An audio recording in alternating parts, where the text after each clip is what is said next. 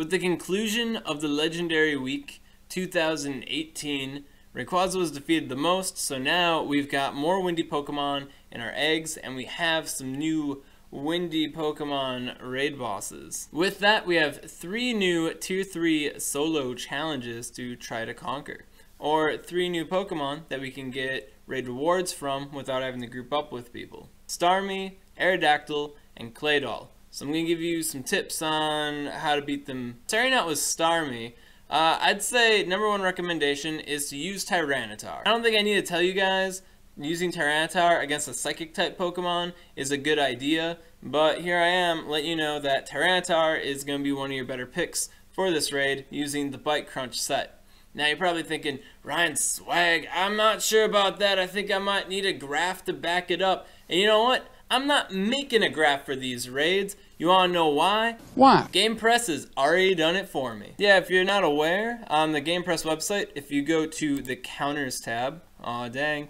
scroll down, oh yeah, we got these guys. Look on Starmie, and look, it's a Starmie, and you got the basic spiel. If you haven't been to GamePress in a while, we've got the Supreme, the Good, the Glass. Sounds like some categorization, some Reddit user Ryan of the Day or something. He does stuff like that, whoever he is. And if you scroll down even further, you'll see that we have this graph here. And right now it looks like a jumbled mess, but if you scroll in, which you can do, it gets a little bit more readable. Yeah, so the y-axis is DPS, like I usually do, and the x-axis is TDO. Usually these graphs have only 15 counters.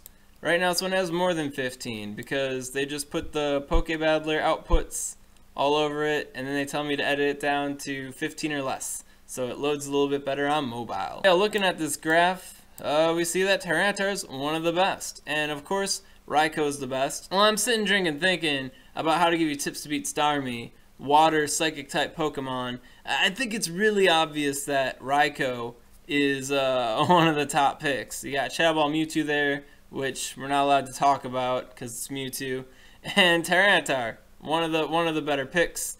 Directly preceding them, you've got Solar Beam Groudon because he's just a monster, and Solar Beam Exeggutor, which is a great pick. So if you're looking to power something up or catch something good and get yourself prepared to solo the Vaporeon, I'd say these 5 are going to be your best choices. Now you can get away with Sceptile and Zapdos and many of the other boys here to help you out with the solo, but using Exeggutor, Tyranitar, Mewtwo, Raikou, Groudon, they're going to be your best bets. Now, surely you're thinking, Ryan Swag, there's no way Tyranitar is a good pick. Starmie is still a water-type Pokemon. It's got Hydro Pump. That's like the Focus Blast of water.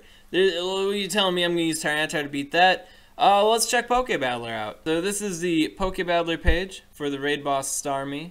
If you don't know about Pokebattler, link in the description. Link in the description to the GamePress raid counter pages too. Duh. So scrolling down here, you can see that this is the average of all the movesets, which is what GamePress uses to populate their graphs with. But all the movesets, that's kind of a skewed story if you ask me. You know, Tyranitar is a rock-type Pokemon, weak to water. So if you look at all the moves available to Starmie, you see that there's Power Gem, Rock-type, Tyranitar resists, and Psychic type. Tyranitar also resists that, so of course he's going to have a good time there. But surely against this Water Gun Hydro Pump set, Tyranitar is going to have an awful time.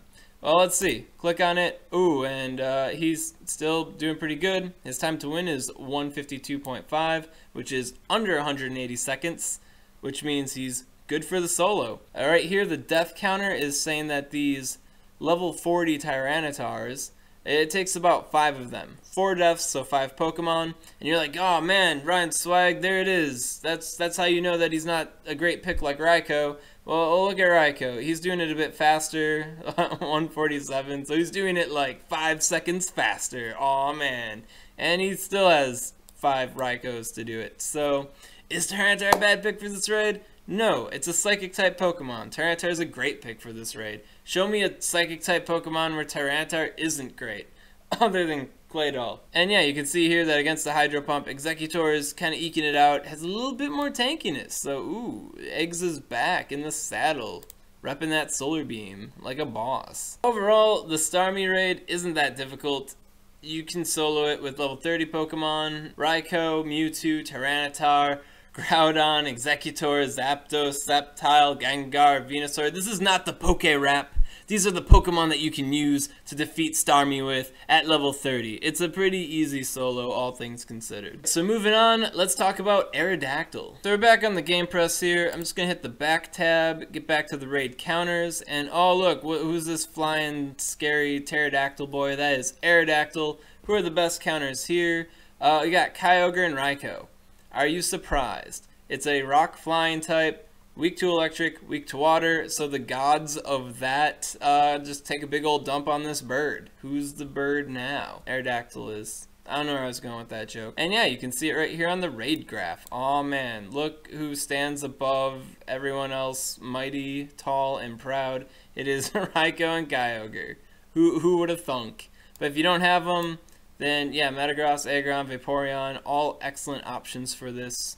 If I recall correctly, you can get away with using level 30 iterations of Jolteon. Where is Jolteon on this graph? Oh, look at him. There he is. He's hiding. Yeah, ooh, hiding with the dragons. Yeah, so all these Pokemon, most of these Pokemon, let's just say, there. Yeah, all these Pokemon should be good for it. By the time you get this content, this will be trimmed down to 15 or less, so oh man, only here you'd see the secret tips, you know, the whole breadth of them. Or, you know, you could just use Pokebattler and click on Aerodactyl, and yeah, you can see the whole breadth here. This is overall. Yeah, but Aerodactyl, very easy raid. It only has 130 defense. It goes down pretty easy. You don't need secret knowledge to beat Aerodactyl. So that leads us to the shocking conclusion. The hardest tier 3 solo of the new bunch, and debatably the hardest tier 3 solo we have out at this moment, Claydol. Actually, I don't really recommend trying to do a solo on Claydol unless you're specifically trying to go for that hashtag solo YOLO.